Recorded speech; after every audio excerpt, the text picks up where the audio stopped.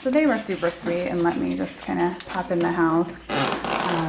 This is the dining room area. And just kind of have French doors going to that room. I don't know if this was the same color or not, but and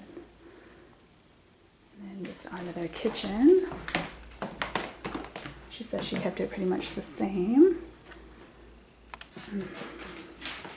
A little breakfast nook. A little mudroom going out to the backyard. I